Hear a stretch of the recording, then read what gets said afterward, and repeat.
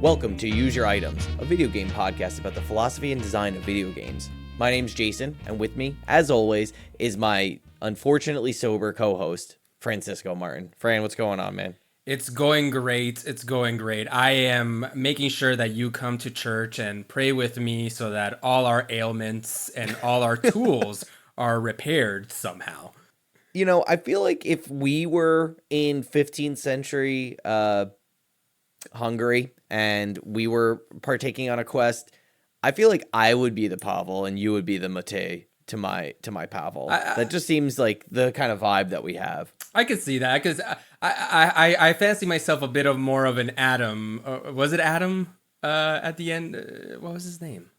We will talk about the characters. I fancy myself more of an Adam, you know, since he had the horn, the trumpet, you know, the rally. The oh, team you're gonna show up at the end. Yeah, I'm gonna show up at the end and take credit for everything. Okay, I see. Well, that's good. That's just how our podcast works too. Well, today we are talking about the indie, I would say, darling, the indie hit Felvidek, which is a new game. It came out in 2024.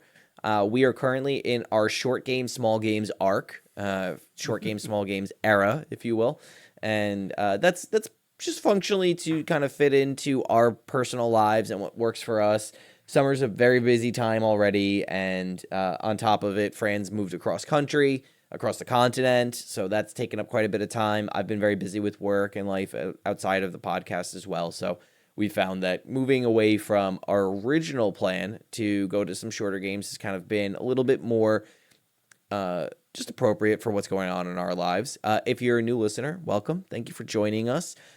Usually the way our episodes work is we will pick a game. We will do a deep dive episode. Usually runs about, I would say, an hour and a half on the short side, 2.5 hours on the long side. And we'll deep dive into the game, thinking about the philosophy behind it, the design, the gameplay elements, anything that kind of went into your experience playing with it. And we kind of just pick it apart so that we can get to understand what we love about it or what we didn't like about it better. And we've done that for a number of games. This will be our 15th episode, so that's pretty exciting. We're well on our way to completing our first year of recordings. So we look forward to you joining us for the first time if you're new. If you're a returning listener, thank you for joining us as always. You're a big part of why we're able to do this is because we have great listeners like you. And I don't think there's too much more preamble. Find us on Discord. That's always the best place to interact with us. You can ask questions about the games we're playing, what's coming up.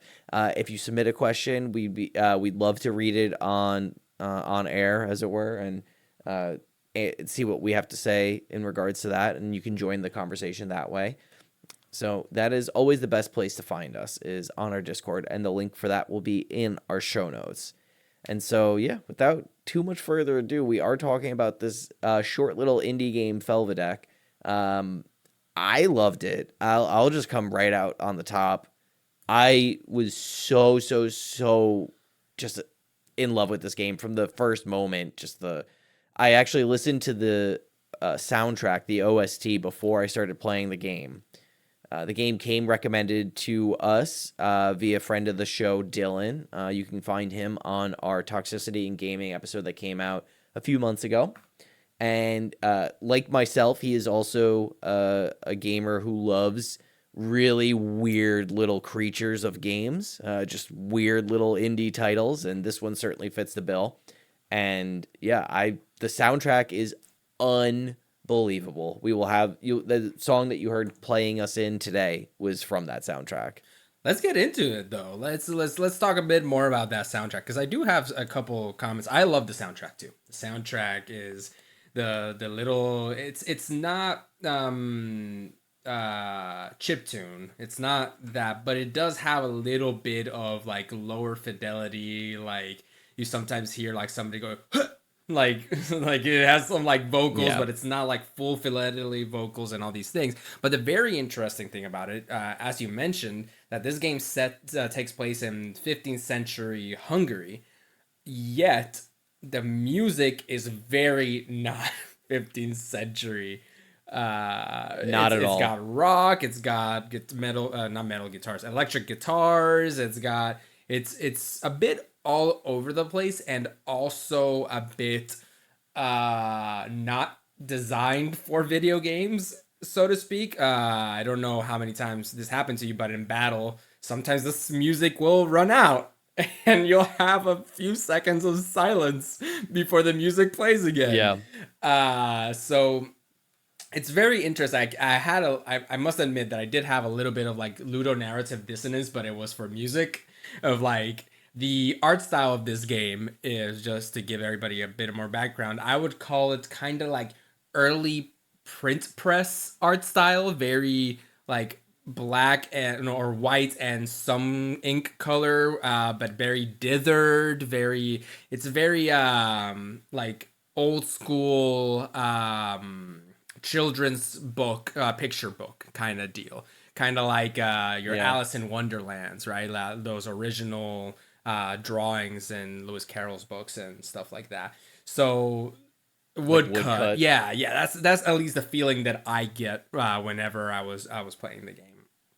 So to have this this music was very like interesting to me. I was like, wow, this is an interesting choice. And as far as we know, I guess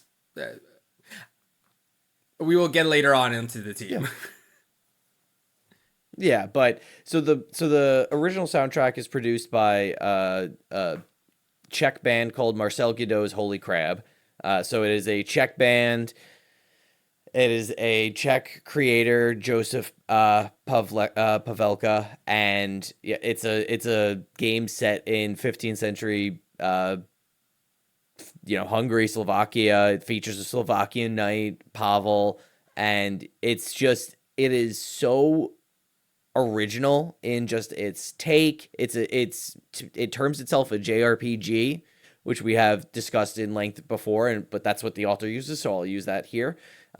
He calls it a JRPG. I think in a lot of ways it's very clearly a love letter to like your Earthbounds and Mother 3s of the past, and yet instead of choosing a really strict like 32-bit 16 8-bit pixel art style, it kind of combines that early PS1 polygonal lo-fi graphics that are just so hot right now, with especially in the indie scene, and combines it with this like you said, Fran, like the sort of manuscript illumination, woodcut printing press.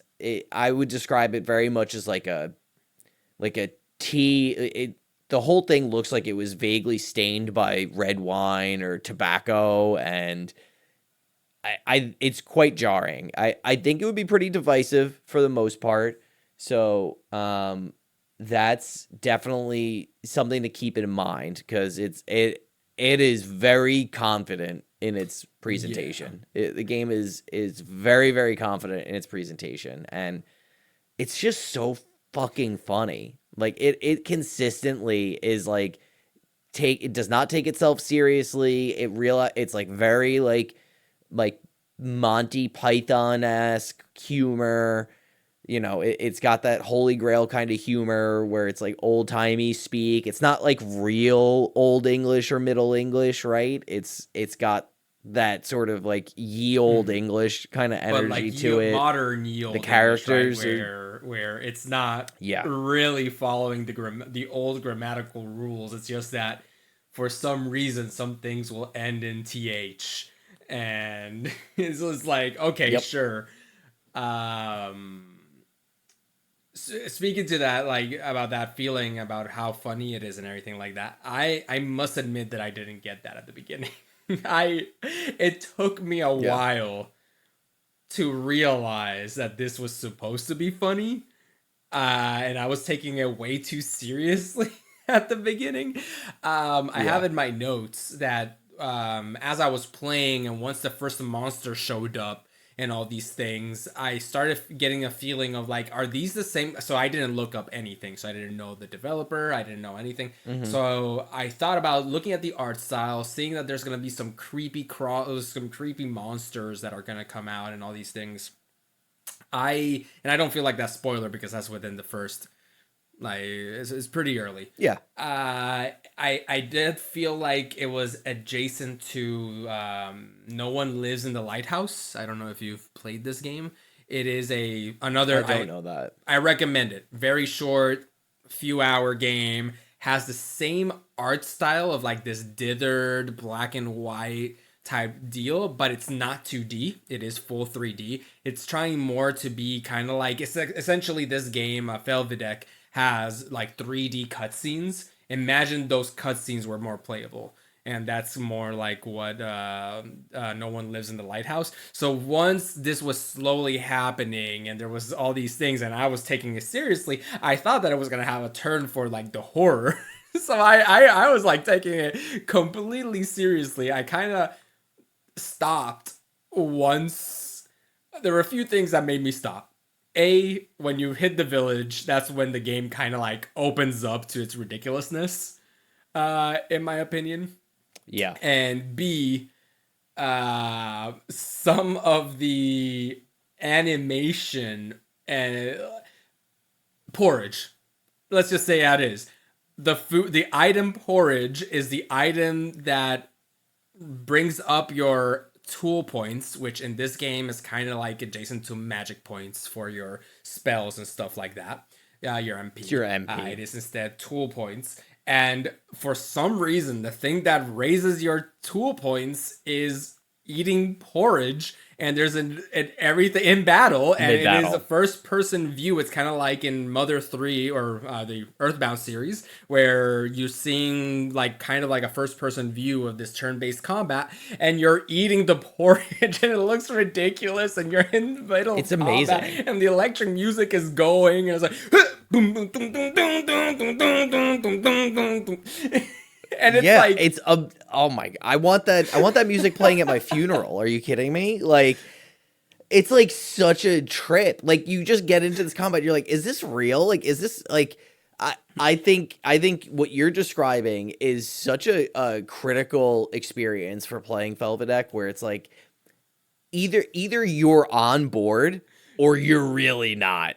And you will figure out which kind of person you are pretty quick, because it is really confident. It is really I mean, if you want to heal yourself, you have to drink plum wine, and you pop a bottle of wine in the middle of combat, and you just see an armored hand just guzzle and gulp it down like a whole and it's just like so silly. Like, it's clearly a game that's just trying to do what it's just trying to have this like very specific vibe, this Python-esque vibe. Like, I get a ton of like you know, Canterbury, Cervantes. I get like all of this like classical influence, but it's all just in the fact that like you know, just because something's set in the 15th century doesn't mean that it's like has to be dry and boring and specific and just like endlessly tedious. You know, it can be absolutely hilarious for its own right, and I think it's pulling on that. And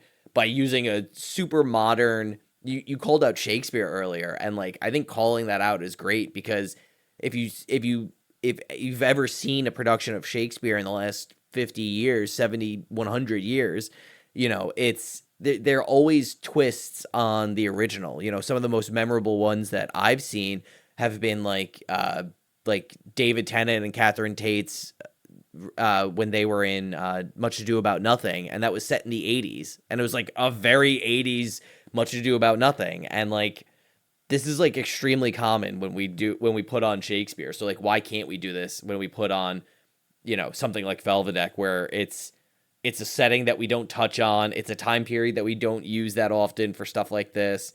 You know, I think of 15th century RPGs, and I think of like, I don't know, like The Order or something like that came out on the PS3 or PS4 like a decade ago now.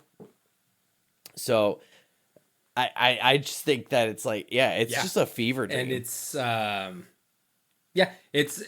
I definitely did not land on it loving it as much as you did, being much more the return listeners will know, and new listeners are about to learn that I am much more into the gameplay and design of things. Like, I love a good story, like and this one does have quite a bit of good story, or rather good writing in terms of comedy and all these things. But I will say that the downsides, I guess, for Felvidek currently is that it doesn't really push the boundary or do anything exceptionally well in terms of gameplay, which is so important for me since it is a game.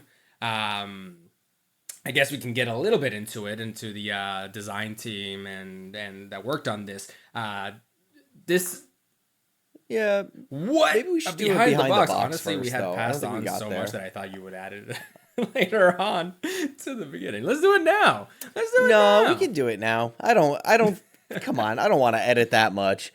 So, we'll do it. For new listeners, we like to do a little segment called Behind the Box, where we read the Steam description on the store page, or if there is somehow a actual back of the box, we'd love to read that too. And we've done that for older games like Banjo-Kazooie and stuff like that. So this is just to help you kind of understand and put yourself in the mindset of Felvidek if you haven't played it yet, if you're using us as like a preamble to playing it. So behind the box for Felvidek.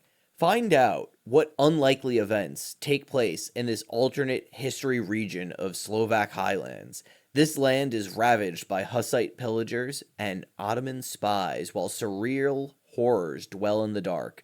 It's now up to Pavol, a fair knight with alcohol problems, to gather a party and stop those who oppose our kingdom. Pretty straightforward, right to the point. Pavol, you start off the game as Pavol, who has been on a bender, on a tear, just a drunk knight. Like, a very common setup for a knight who's lost his way, a holy knight who has been through the ringer and has come out the other side. Yep. And you immediately team them up say the least. With a man of God, a straight shooter, in Matej. In Matej. I say Matej. Who is very reluctant. He's pretty much like, what are you talking about? I'm not going to join you on your quest. I am just a clergyman. And a visiting clergyman, and the Lord of the land is like, no, you have to go with him or I will strike thee. And he's like, well, I guess the higher ups will hear about this. He says, and he just joins your team, and they create a great and lovely friendship as they go on this misadventure. Yeah, I think someone pointed out, I was reading a few articles. Really what's happening here, and I made a note of it too, is that this is like, it's really obvious, having played Disco Elysium, that Joseph, who the developer of the game, has definitely played Disco Elysium. And if he hasn't, my only guess is that what Disco Elysium is doing is just such a critical trope in like the mystery narrative that I guess it is. We see all this in Sherlock Holmes and Watson as well, in like the newer movies, but this is very clearly like Matei has this like Ken Katsuragi kind of energy of like the straight-laced one who has like these really firm ethics and morals that are also very weirdly malleable because they have to be, because you control the main character who he's supporting. So yeah, the trope continues and works really well here for Felvidek. But yeah, I think diving into some of this game design stuff is a great place for us to so move it is now. Medieval RPG, turn-based combat, as mentioned before, heavy on the literature, light on gameplay gimmicks. It doesn't really, there are some 3D sections, but they are cutscenes. For the most part, everything is going to be 2D. Yep. And as we alluded to before, instead of magic points, there's these like tool point things. And you learn about this like very early on, like the first 15 to 30 minutes, about like, in fact, learn is kind of being a little bit too too forgiving, because the game does not teach you anything. It does not teach you how to play. It does not teach you what tool points are. It does not teach you, if you don't know what a JRPG is, what a turn-based combat is, you this might be confusing maybe to a first-time player. Now, having said that, there's not that many actions. We'll learn later on why the gameplay is a bit lighter when we talk a little bit more about the development history of this game. But the first thing that I had whenever I started playing this game and having heard so many good things about it is when I read tool points. I was like, my first instinct was, oh, there is some kind of weapon degradation that like your weapons get destroyed.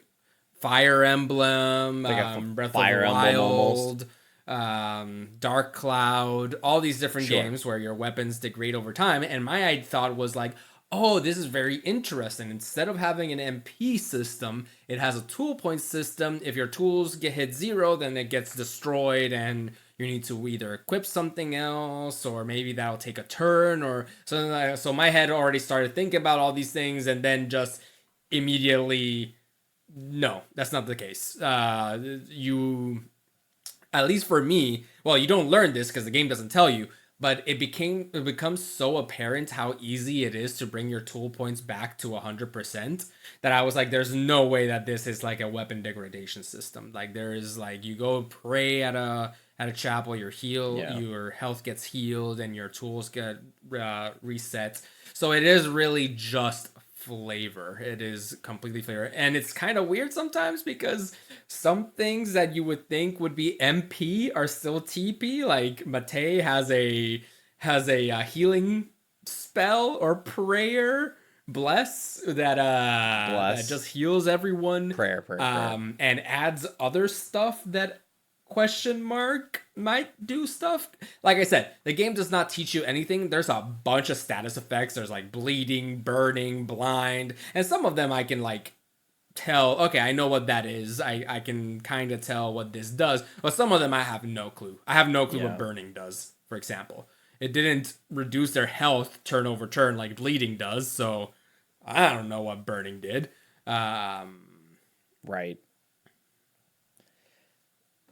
I would, yeah. I don't think that gameplay is really Felvidek's highest point. I would agree with that. Like the combat's pretty thin. I think it's cool that there's like that OG no direct growth mechanic. There's no level ups. There's no stat like there are stats based on equipment that you have, but and like you get items that can just directly impact your stats. You know, your strength goes up, your TP goes up, stuff like that. But for the most part, it's really a game that I think is carried by its story and its art and its music, and the combat is kind of just like a means to an end. And I think I almost wonder if this would be better in like a visual novel, like a Disco Elysium point and click type of thing.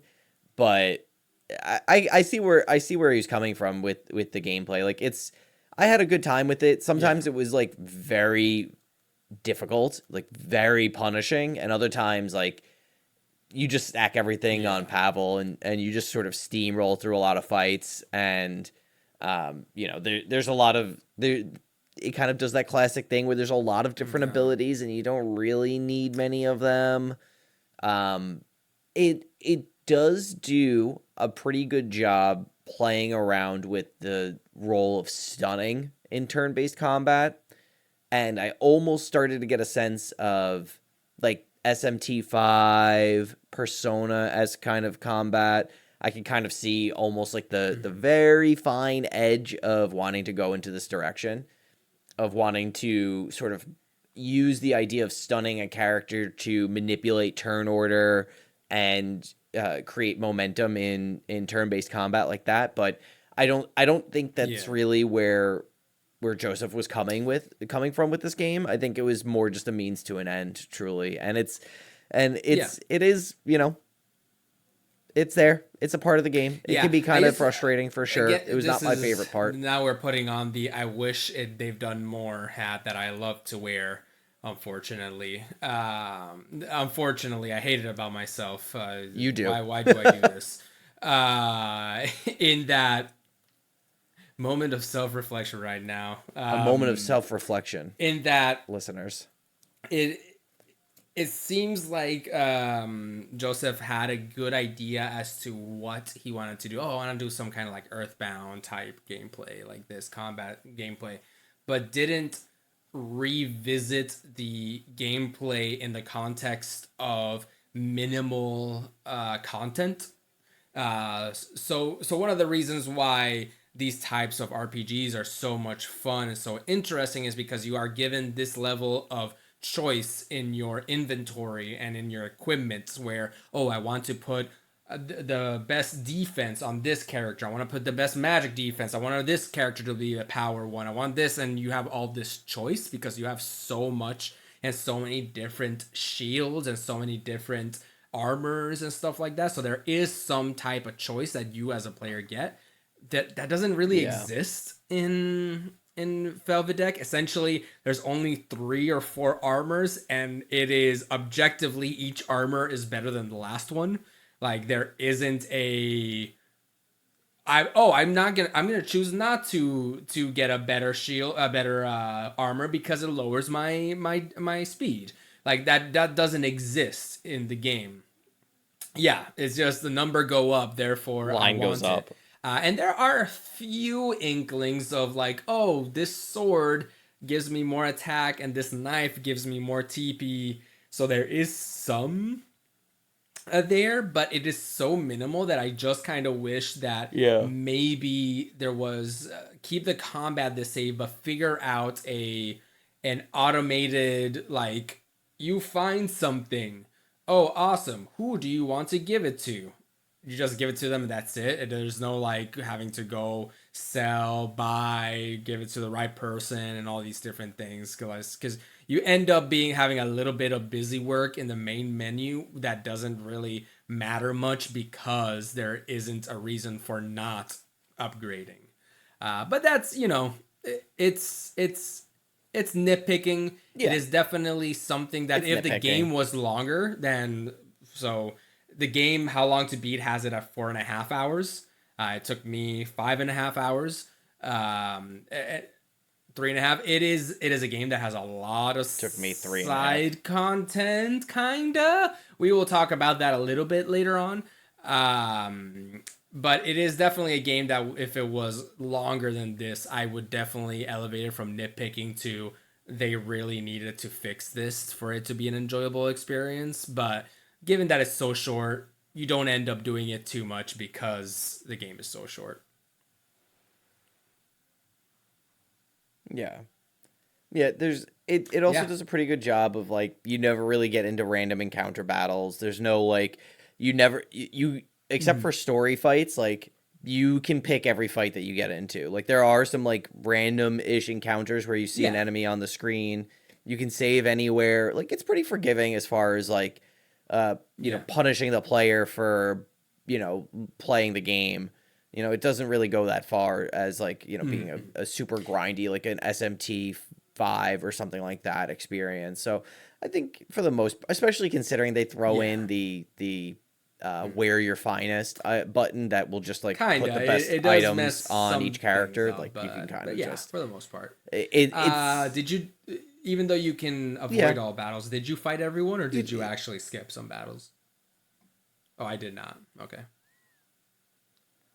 I skipped some. There was like, I think a pack of Hussite soldiers, I believe, outside of the one of the smaller encampments, I'll say.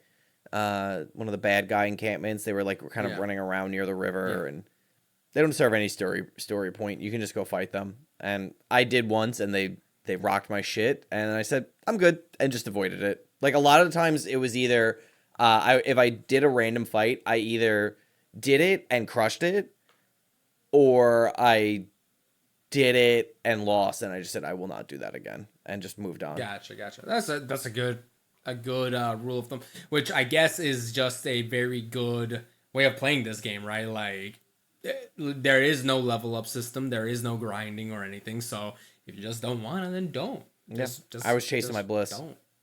Yeah, I think that's a really good way of playing it. I guess so I mentioned a little bit about how it has a lot of side content. And I want to open the talk a little bit about that since we've already talked a little bit about the story. We don't really need to go too deeply into it in the spoiler free section. But I do think that this game, one of the things that I really liked about this game is how difficult it is to know if something is side content. Right. Like it really does in a lot of these longer RPG games, it is so obvious when you're doing something that is a side quest versus something that is the main objective.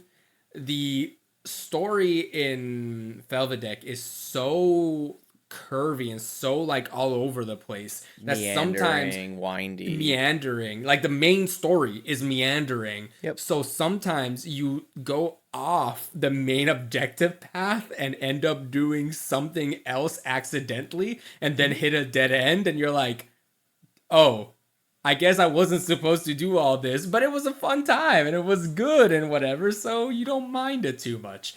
There's a few like the stuff actually that would get into spoilers, so I won't mention what side quests, which ones are side quests and which ones aren't side quests. You whenever you play them or in our spoiler section we can talk a little bit more about it, but it does for a 6-hour game, it really does, or 4.5-hour game, it really does a good job at feeling like a lot has happened, because you do feel this level of agency of I am actually role playing this knight and clergyman, just looking for what is going on in the village and what is going on in the castle, and some things will be lead to dead ends and some things won't. So I really enjoyed that. Yeah, it's like super like Canterbury Tales in this way where it's like the journey is the story, and I think even like the ending of the game really solidifies that. We can get into that into the spoiler section. But yeah, it very much has the, I don't know if you've been watching the Fallout TV show that's on Amazon Prime. It's pretty good. But there's a quote from it that I don't think is a spoiler, but there's a character in the that gets sidetracked, very much like in playing a Fallout game or playing Felvidek, and he says, "Thou shalt get sidetracked by bullshit every goddamn time," and it's like so great to describe what happens in Felvidek, where it's like you just get on these like wild goose chases. You don't really know exactly what you're supposed to do, and like there's a journal that will like mostly keep track of stuff, so that way like Wait, you can. what? Yeah, I'm pretty sure there's. Am I crazy? Am I misremembering that? I'm not saying are you misremembering that. I'm saying did I not figure out that there's a journal and I could have. I thought there was. Maybe I'm misremembering it. I need to load the game up, but I'm fairly certain that that you can like see stuff that you were supposed to do, but it's really bare bones. Maybe I'm misremembering it. So that TBD on that. I'll edit something in, I think. Well, if it is in the game, I'm kind of mad at myself for not using it, because there were some times when I came back from a few days of not playing it and I was like, wait, what was I supposed to be doing right now? I'm kind of lost. And I was just meandering a bit until something happened. I was like, okay, I guess I might be back on track, I hope. Jason here. Yeah, I misremembered that. I think I actually conflated it with Mass Effect's journal, which is also kind of obtuse, but less so. I don't know. I was playing both at the same time. So that's my bad. There's no journal in this game. It can be pretty confusing to keep up with what's going on. So just as a heads up, thank you and sorry. Yeah, I think I just think the way that it kind of creates these little moments, it just does what a good RPG does, where it's just like you have all these stupid little characters like in the main town that you go to that isn't like the keep or the castle. It just has like all these characters with like very like two-dimensional affectations.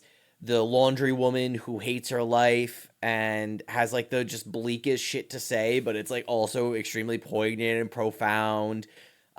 Joseph, the lord of the castle, who is just obsessed with playing games and sucks at them, loses every time, even when he's supposed to win. And like it just has like all these really sweet moments where you get lost, but you have these like fun vignettes along the way. And I think and some of them are extremely poignant, like the laundry woman, or when you're in the farm outside, like where a bunch of people get killed, or you're just like interact, like when you're trying to find the gate guard and he has like explosive diarrhea in the outhouse and you have to talk to him through the outhouse door right at the beginning of the game. Like, it's just like all of this like borderline toilet humor mixed in with toilet humor, raunchy humor, a lot of raunchy, super humor. Raunchy.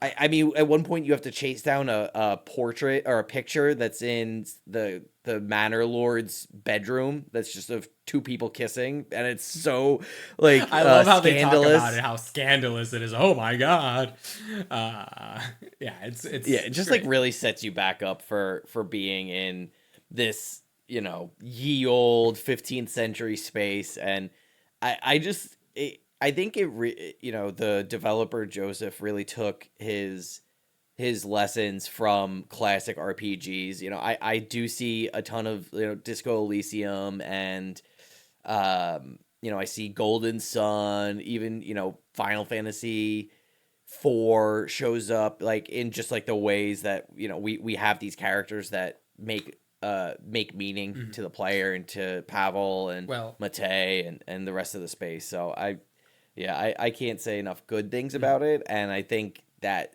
the way he created that sort of meandering path and kept it small enough to get lost, I think is really important. Yeah. Well, we keep mentioning Joseph Pavelka a lot, but there is one other main developer in this, Nice. Vlado Ganaj, who is credited as the writer.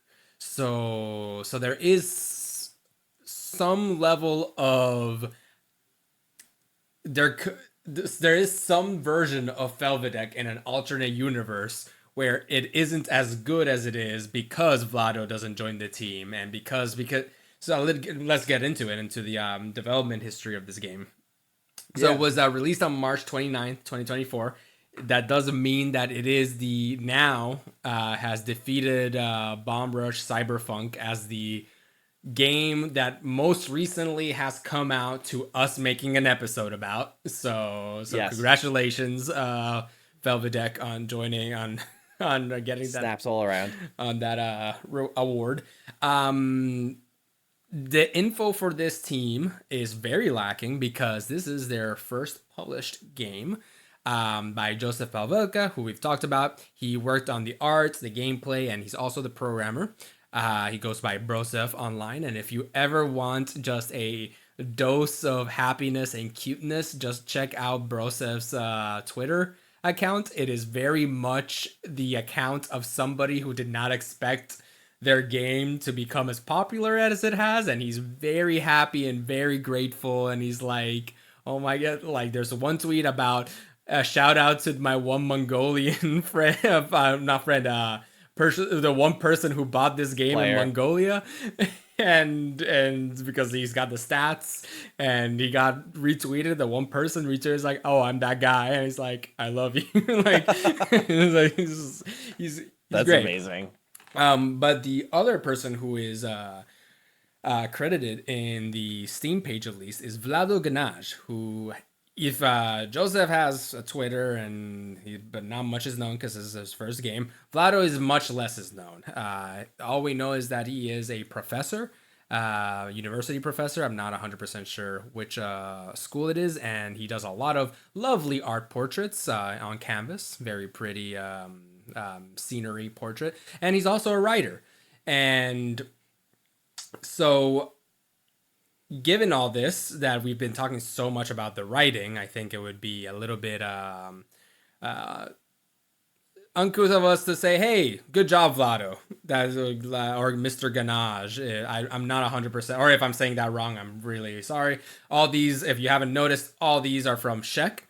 There's actually an interview with Joseph Pavelka, and he's talking about how the reason he got into game development was because his school was pushing to kind of open up the video game industry in the Czech Republic, and when he was studying art, he got bit into IT, as well. And in fact, Felvidek started as a demo for graduation. It was just essentially he was just creating an IT project to show off like some coding stuff here and there.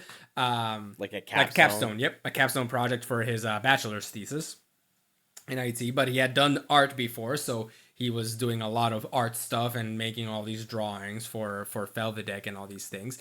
And honestly, at the beginning, that's all Felvidek was meant to be. That's why it is so heavy on the art style and so light on gameplay, because that was all it was. And he got asked straight up, like, why did you decide to make this into a game then? And he was like, naiveness. I was so naive about the difficulty. I was like, oh, it'll just take me 3 more months to finish, and then I'll have a game under my belt. And it took him like 3 more years as he got a writer involved, and then he got Marcel Guidot's Holy Crab, as you mentioned, to compose the music and all these things. So a lot longer than expected, and it was developed in RPG Maker. So this is one of the examples. I don't think there's only like this game Felvidek has now broken the event horizon of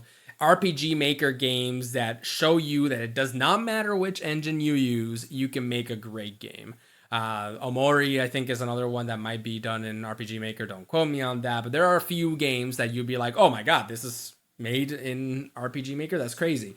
And it just goes to show you that at the end of the day, what coding language you use, what engine you use, anything like that, it doesn't really matter. Sure, some of them will work better for whatever game type you're trying to make. But if you really have passion or you really want to get into gaming, don't let the ease of use of the game tool making be, or the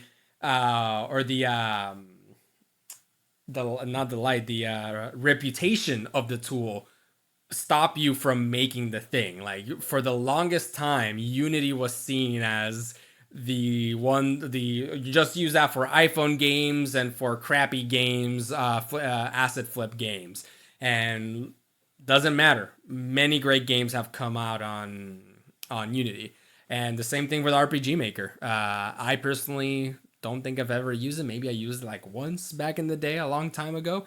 At least from Pavelka's point of view, it is a very difficult thing to use if you want to go off to make things that are outside of its pre-designed toolkit.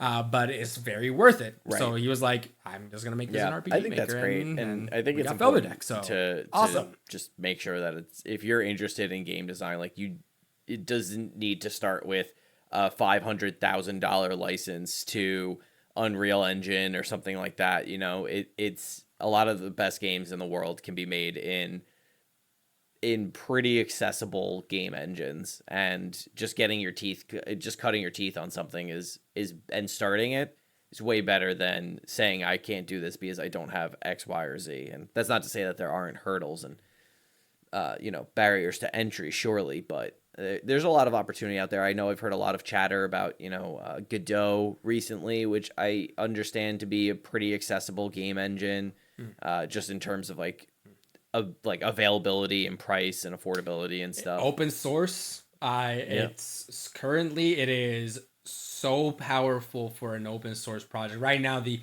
gold standard for open source projects is Blender. Blender is probably the best open source project that is starting to get used in industry even.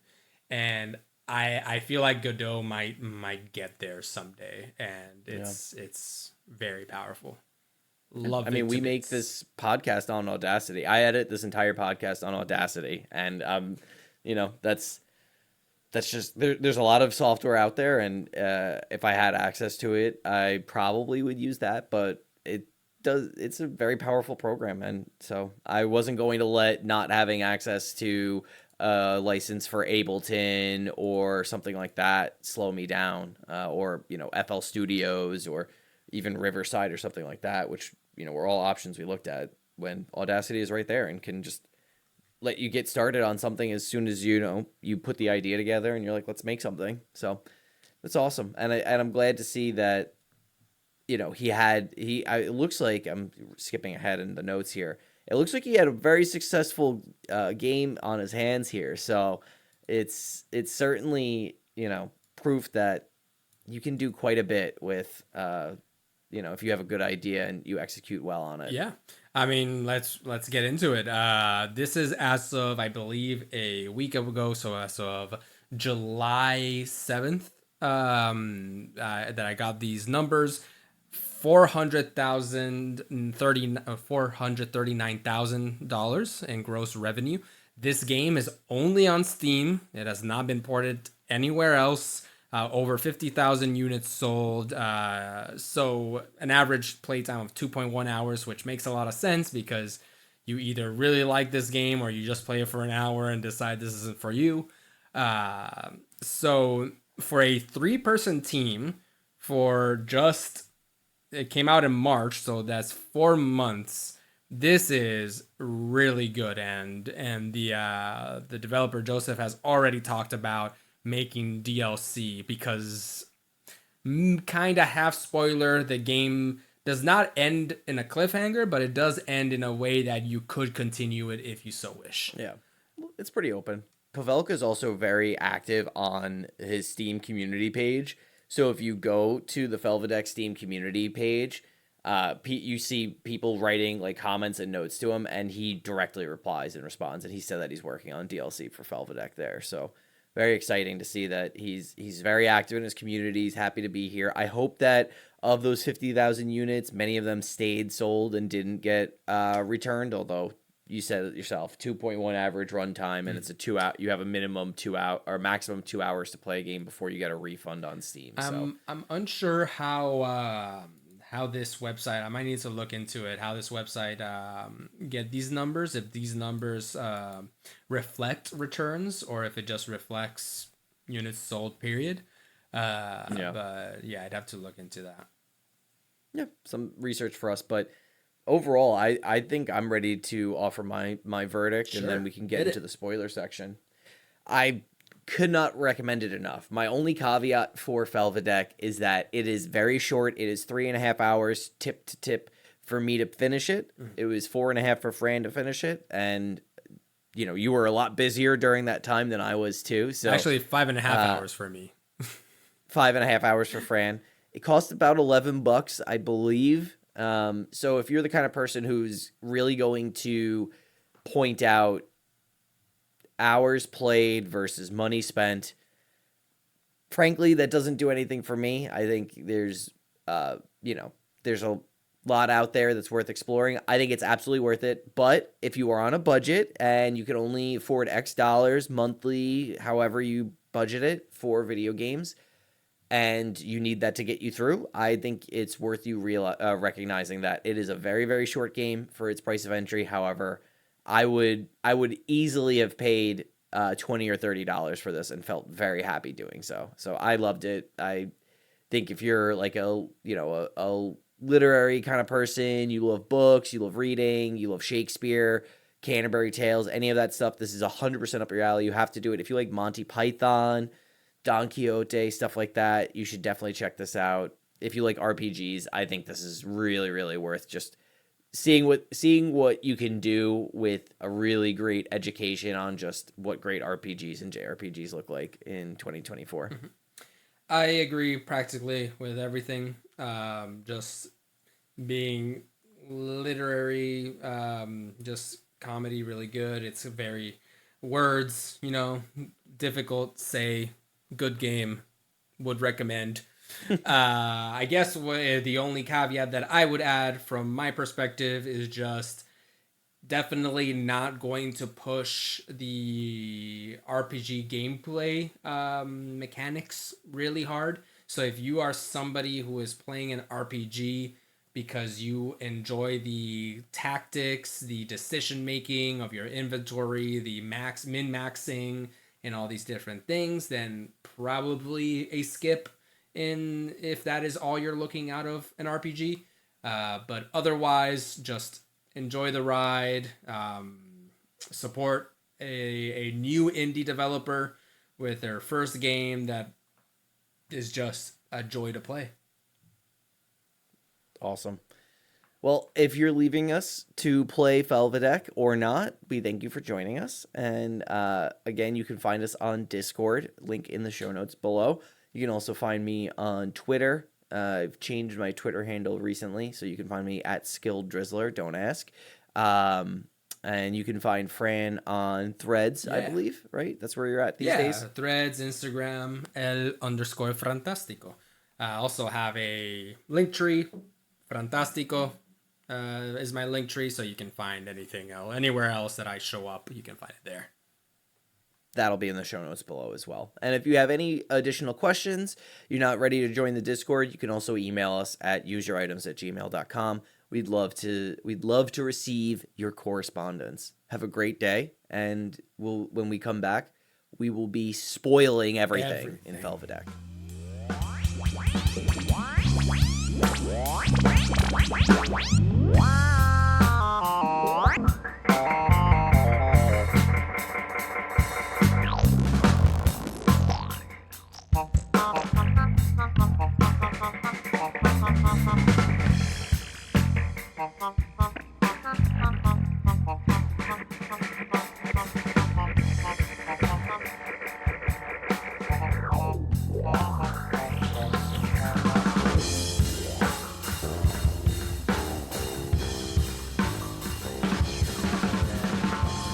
Welcome back, Fran. How are you? I'm doing good. Got another bevy right here, and I'm ready to get into spoilers and Felvidek. Very awesome. So this is our spoiler section for Felvidek, the Slovakian 15th century medieval low fantasy RPG. We were very effusive about it in the first half of this. We don't have, I think, too much to share here at the back end of, the spoiler section. A couple things I found really exciting and just like exploring was like really getting into like the very small moments of expression in the game. So one of the sections that I found particularly interesting was the love story between the local priest and the washerwoman, the laundry woman, and the priests frequenting the local brothel, which also turned out to be a bathhouse. Yes. So I thought that was like a really interesting expression of like this mirroring or this foiling of Matei being a priest who is very, very, very fast and loose with his morals and his religious fervor, like very clearly guided by his I think Catholicism and his Christianity, but in the interest of solving this local mystery and helping the local regional landlord, he's willing to do quite a bit between letting people impersonate him, trading his clothes away and stuff like that. So when it comes to chastising this local priest, I can't remember his name. When it comes to chastising the local priest, there's almost this moment of, dramatic irony in a way where you're like, who are you to really talk? But I don't know. I found that little love story to be so funny because it was just like so matter of fact and almost transactional of, I'm going to give him a painting that I found from a painter on a cliff, and he's going to fall in love with me. And yes, he does. He falls directly in love with her, despite being kind of a piece of shit. I actually never finished that storyline because I never found the painting that I needed to give her. Did you have the bridge repaired? Did you get the bridge repaired in the top right corner past the churchyard?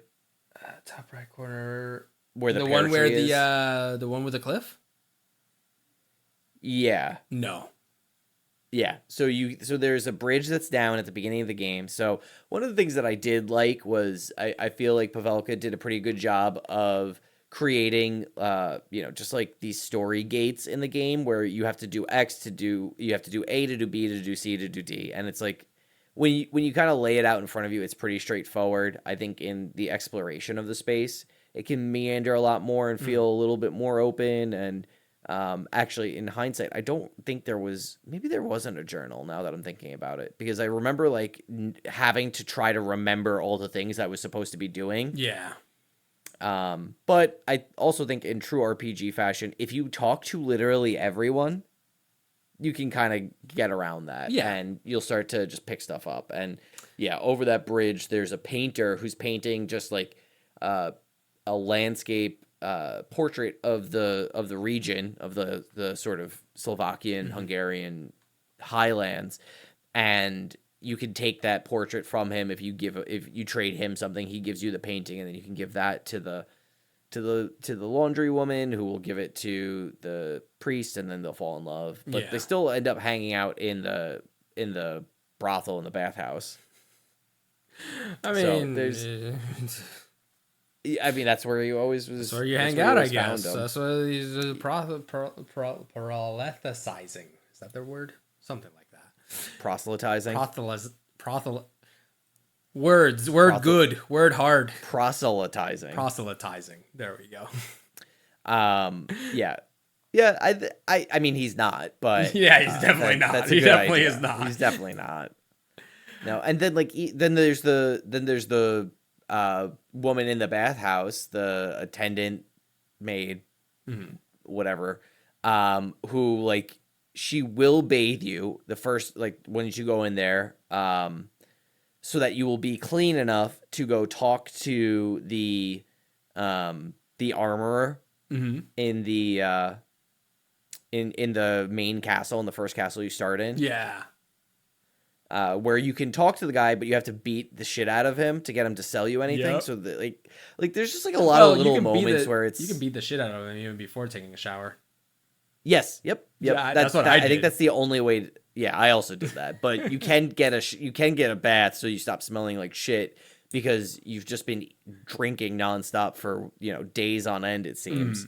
Which I guess now that we're in spoilers, I mean, this is very early that it tells you, but the reason you're drinking so much is because your wife has left you, and she has left you for what you realize is because she has become a witch in some kind of how's it called? A cult. Yeah, a cult trying to resurrect Zurvan, the demon. In a ploy by the Ottomans to essentially make the land be political unrest in the land, essentially. And there is a lot of like political intrigue / different people having different motives, wanting to do different things for different reasons.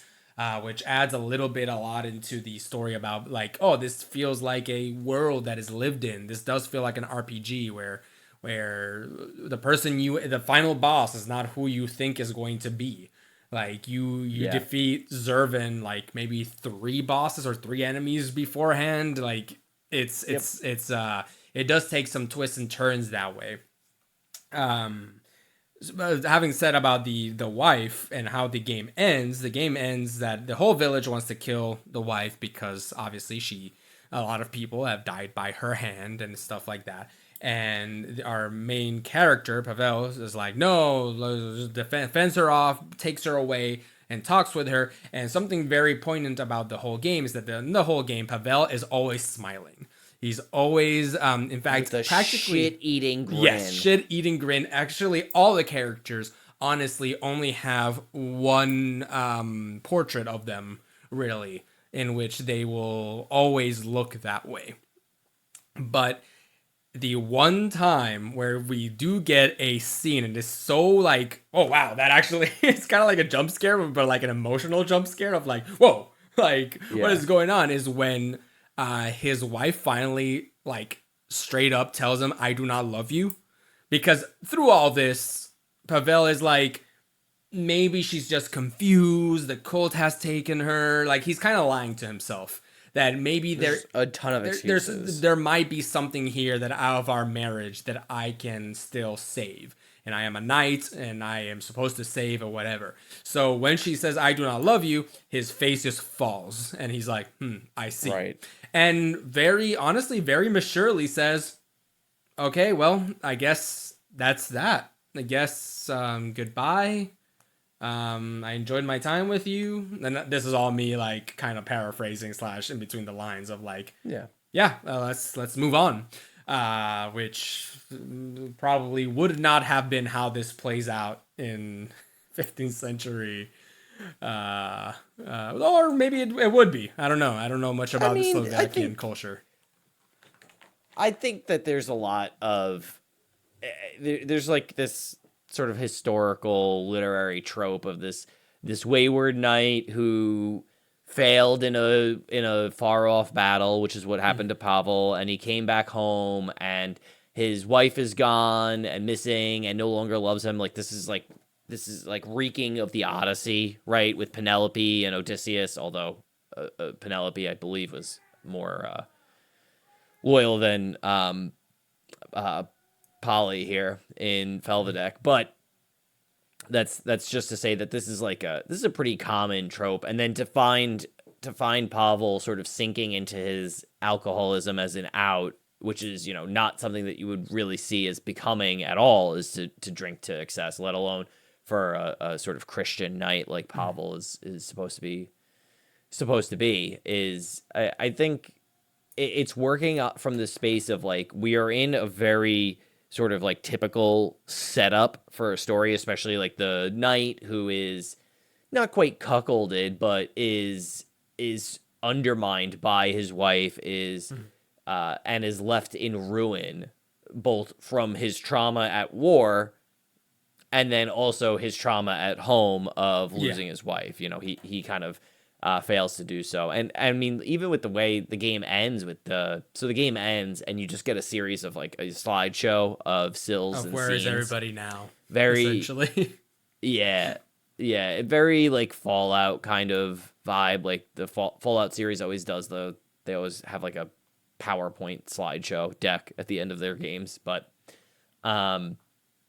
we see, at least in mine, it said that Pavol left with Polly and went abroad with her, and like nobody ever heard from them again or something like that. So the ending slides do change based on the stories that, like, the side quests that you complete and how you complete them. There's not a ton that you can really change in that sense. I mean, which, you did it was something that I thought for sure was going to happen. Was I thought you were going to be given the choice to let her die or to save her. I thought that's what the game was setting up, but no, the game just says, no, you saved her. For me, Pavol goes off and joins another war. I forgot which war it is. Yes, same for me as well.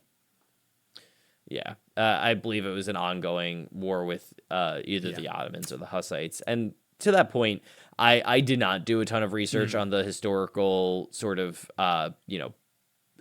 any wars or something like that between Hussites and Ottomans and people and like Slovakian people at this time. So I don't have that information handy, but I do think setting a low fantasy story against the backdrop of real political issues in Europe like this is a really great twist on a theme. I started recently, I haven't finished it. I'm like halfway done with a novel called Between Two Fires by Christopher Buehlman, and it is again like a low fantasy storytelling telling of a wayward French knight and a wayward drunk priest who are trying to help a little girl get to Paris during the Black Death, during the plague. So, just like this plague's running around, killing everybody, the whole of Europe is in turmoil. And again, it's a low fantasy novel where there's like, is there magic? Is there not? It's hard to say what everything is. And I think that it's an interesting space to see, like in a way, like, is Felvidek like pulling from like the Dark Souls of the world, like in doing this sort of medieval fantasy kind of vibe? I'm not sure, but I really did appreciate setting it against this I would say, not knowing anything, a likely semi-historical backdrop. So I was a really big fan of sort of seeing that low fantasy aesthetic. The only thing that I did read about the semi-history is the reason the game is called Felvidek is because that's the name of the land. Like that's the area Upper Hungary. Upper Hungary. Which apparently in the time that this is set, it was still not called Felvidek. So there's already there like a very like immediate, there's inaccuracy in the game. That's the only thing that I read of like people were saying like it is definitely like semi-historical because this place didn't even, was nobody named it that at this point in time. You mentioned about the kind of like battles or like the antagonism with the Ottomans and the Hussites and something like that. It's something that I want to mention. I would feel a bit remiss to not mention in this. I'm not very happy with the treatment of minorities in this game from a gameplay perspective. Oh, yeah. Specifically, the Ottomans are the bad guys. That's fine historically. That if you're telling a story from Hungary, that's fine. However, there are two characters in this game that are not given a name, are named by their race over and over again, like the whole time. And they kind of join your party, but as an item. So essentially, they are added to your imported items instead of being added as an actual human being to your party. And this acquired, I think is the language the game uses. This uses. is the Jew and the Ottoman. So right, I forgot about it's that. very uncomfortable, like especially. And honestly, this wouldn't feel too uncomfortable if there were more examples of people joining your party but not being part of your fighting party, so to speak. But there is a part of the game that is very on the main quest in which a dog joins your party, and they do get a slot on your combat team, and you get to see like their health and their whatever and all these things. So it feels very icky to have an Ottoman and somebody of Jewish descent be just throwaway items that are just added to your team or to your inventory for some given amount of time. Specifically in the context of you've already added a dog, the possibility to add a dog to your team, and the fact that you are not naming these characters at all. Like, I feel like within the story, it would make sense in this point in time in Europe for people to just call the Jew like, oh yeah, the Jew that lives in the forest. Okay, sure, fine, some historical. But for the Jew himself not to like give his name, not to like say introduce himself like a human being, like it felt a bit icky. That we are already breaking all these like historical like contexts and stuff and all these different things. Why are we deciding that these characters are essentially, why are we othering these characters? I do have to dock some points from that because that did feel bad. I think in terms of the Jews specifically, I do think it's likely within the historical context to refer to them as such, as bad as that is. And I agree that it is a little strange that these characters never sort of pro-offer, at least the Jew doesn't pro-offer. I think the Ottoman does, but he still gets added as I think that's Ottoman correct in your inventory. Yeah. I think it is an unfortunate purview that the game chooses to take, where it's either it was not thought of and it was kind of written off as, I guess the kindest assumption I can make is that it was written off as just in character for the time period, for a particularly Christian middle European country to have this perspective.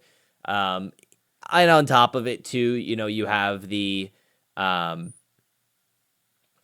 you have the Jew as the inventor, the Cid, if you will, of the game, inventing the hot air balloon, which is powered by the holy sword of God given to you by Michael the Archangel, which is a hell of a sentence. So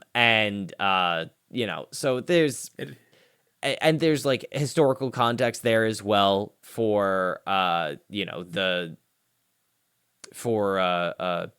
European Jews providing quite a bit of scientific discovery and know-how. You know, like we have the Bon Marie, right? As it's like a baking style where you put a hot water bath in the oven while you bake something to help maintain temperature That's and how you make humidity flan. in the oven. That is exactly how you make flan, and that is and it's called a Bon Marie because there was a Jewish alchemist in the Middle Ages, Dark Ages, I think, that invented it because she was an alchemist, and that's what she came up with. I think her name was Marie of Bath. So like it's in character with like the setting and the time, but the game could have offered some. I too was like I kind of questioned that whole part of the game, and to be honest, I tried to kind of just let the game play out, and they don't really do anything with it.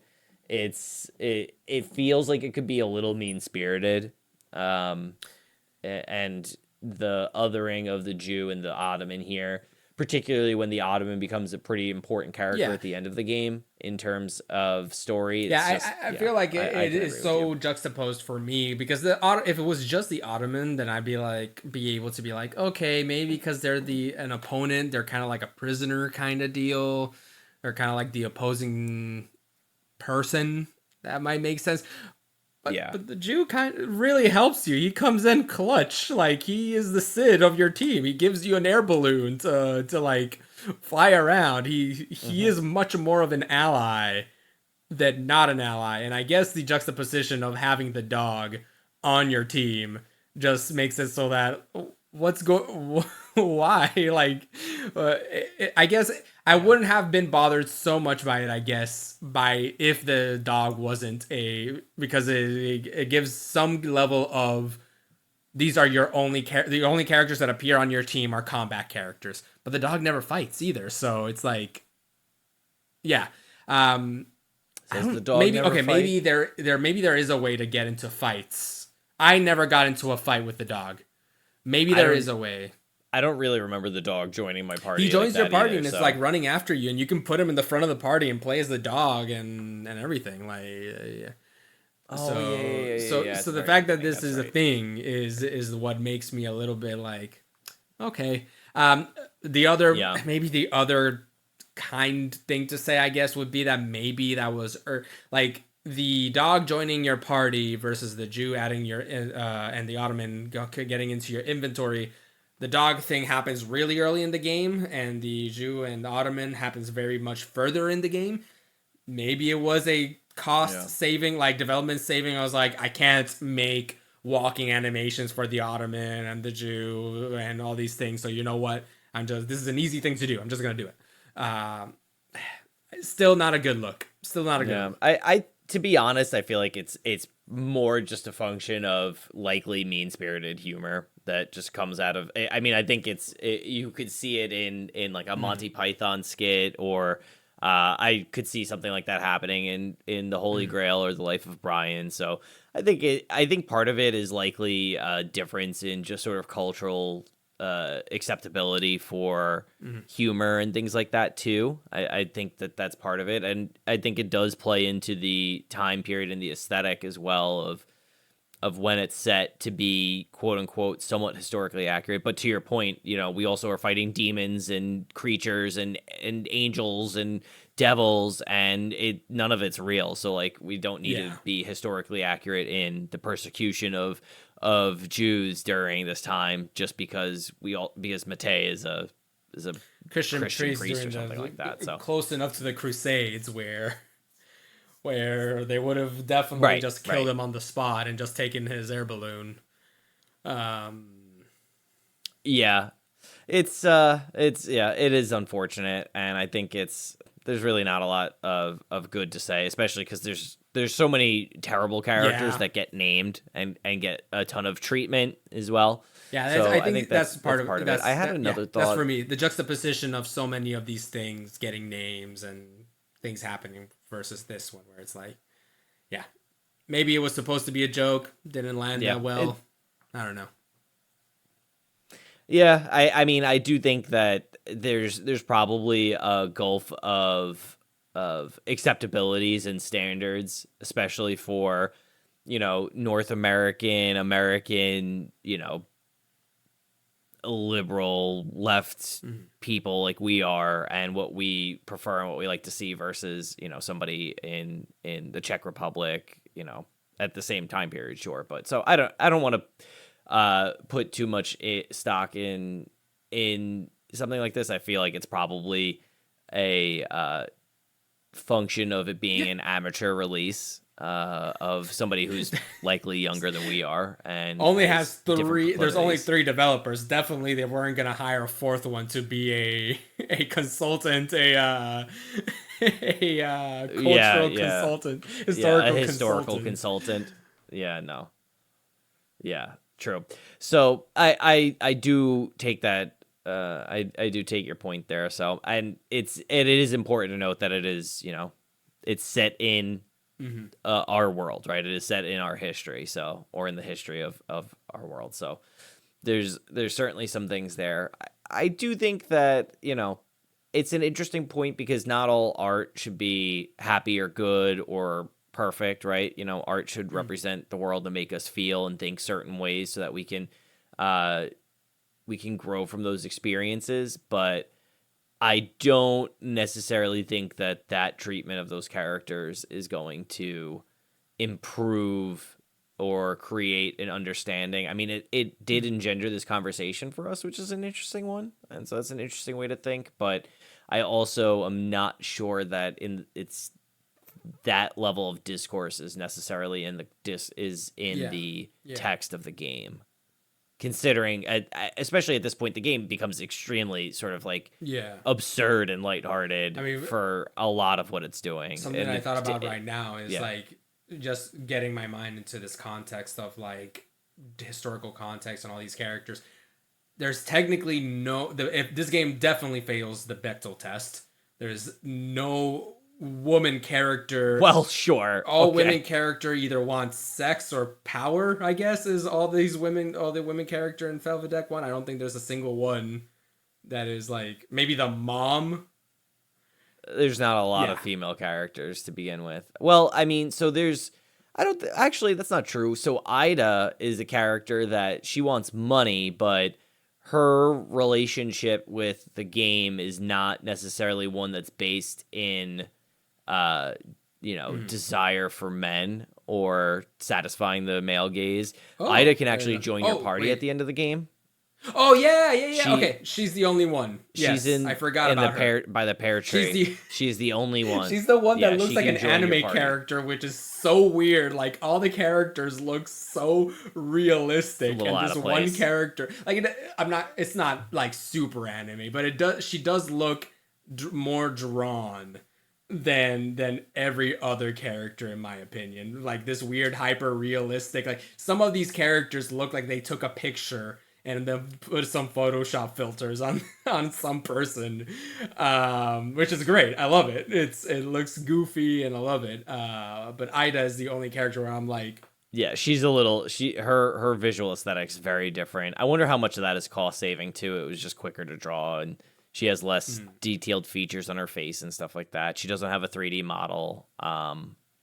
So, yeah, I mean, so her experience is just revenge, right? It's revenge against the cult because the cult killed all of her, her band of thieves. And I think it was her brother. I don't remember.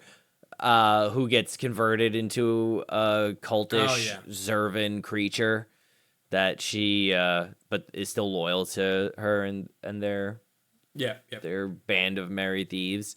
So she was an interesting character. I would have liked to see a little bit more of her, but and to be honest, the Bechdel test is important for sure, but it's also not the end all be all of and honestly, determining I wasn't narrative even using value. the Bechdel test in a literary sense, which it does fail in a literal sense, but I was just using it as a shorthand of all the women in this game. Really, just the game does not do a good representation of women, anyways. Not saying that all games need to. Yeah. Yeah, none of the I characters mean, none of the are characters are good. Like, right? Like, none of them are really like defensible. I guess I guess the Jew doesn't really do anything. The pear tree father, the father who's on the pear tree that has the deformed child that you use to scare the Hussites away from the Jew's house. Like, I did not do it that way. I did not know you could do that. did you fight them? I fought them. I went. If you go back to the castle, like the Lord just gives you like 2 man-at-arms, and then you can just fight them. Easy peasy. Oh, yeah. I talked to the guy and his son or his daughter. I think it was his daughter who is like has birth defects and is deformed. And it's like fucked up. 2 kids like stuck together, like conjoined twins, I think. That is so fucked up. What the heck? And you can bring them to the Hussite camp, and the Hussites get scared and run away. And you don't have to fight them. Not do that at all. So that's a point of decision that you can make. Yeah, that does happen. So it's I think there's a sense of humor in the game, and there's a perspective that it's trying to take, especially just knowing like where I think it's drawing its influences from, that I think is probably typically a little bit just more mean-spirited, and it lands in some places and it misses in others, and that is I think a lot of what's going on here. But I also think that it's definitely I just think it's go ahead. No, you go ahead. It's just so absurd. It's just such a ridiculous story, and it's so brief that it's like it's also like the time that we've talked about this game, you could have played half of it. Yeah, sort of thing. Yeah, right. That's a good point. You know, we've been recording for an hour and a half. This will probably get chopped down to about an hour and a half or less in the final cut, and it's like in the time it takes you to listen to us talk about it, you could have played it and forgotten about it. Yeah. I think this is a good discussion. I think that my headcanon now that I will never be able to forget is that now my own headcanon is that all Cids in Final Fantasy are of Jewish descent. Every Cid is Jewish. Every Cid is Jewish. Nice. that Mazel tov. That, yeah, you can see him sometimes celebrating Hanukkah, you know, and is like, Christianity doesn't exist in this universe. Religion doesn't exist in this universe. Yet somehow. Yeah, I wouldn't even be surprised if Square Enix started selling Cid-themed menorahs. So I look forward to my Final Fantasy VII or my Final Fantasy IV themed Rosh Hashanah celebrations. So that's pretty funny. Anything else you'd like to bring up? So I would say no, not really. I really enjoyed this game. I think you, if you're still here, you should check it out. Price of entry is low. The gameplay is like pretty thin, but the story is a ton of fun. It's right up my alley. I think if you want the bare minimum, you should absolutely check out the OST. It is on Bandcamp. You can support Marcel Godot's Holy Crab there. I'll put a link in the show notes below. But I listened to the soundtrack like a ton, like multiple times, just driving around, like living my life before I even got to the game. So when I got to see how the different songs that I had already fallen in love with were used, it was a real treat. So definitely check it out. It's a really cool game. I applaud a lot of what Joseph Pavelka and Vlado are doing here to create a really interesting and fun and brief experience. And if you're just looking for a way to kill an afternoon, you can't really get better than this. Yeah. So definitely recommend. I agree with most of that. I would say that if the price point for the $1 per hour is not there for you, just wishlist it. This is a game that I'm pretty sure Joseph will in the future be willing to put it at 50% off, and at 50% off, yes, it becomes such a good deal from that perspective. Very excited to check out the DLC. Let's see if you can get the team together and push it forward. I think that the basis of the gameplay is such that if he decides to create DLC that just expands on the gameplay rather than revamping it to be better, I think that would be fine. There's a bunch of games that have this type of gameplay. It just didn't go all the way there for me, but maybe with the DLC it'll get there. Totally agree. Cool. I don't know about you, Jason, but at least with this game, I definitely used my items all. I use all of my items this game. This is a game where you are incentivized to use all of You are them, given so many items, and you should be using your items. Absolutely. And with that, we thank you for listening. We hope that you continue to use your items. And as always, you can find us on Discord, link in the show notes below. You can find us on Twitter. There'll be a link somewhere. I'll have Fran's Linktree down below as well, so you can follow him and on all of his socials. You can send us an email at useyouritems@gmail.com. And as always, thank you so much for joining us. We are doing this out of joy and love, and whatever you do, do not forget to use your items. items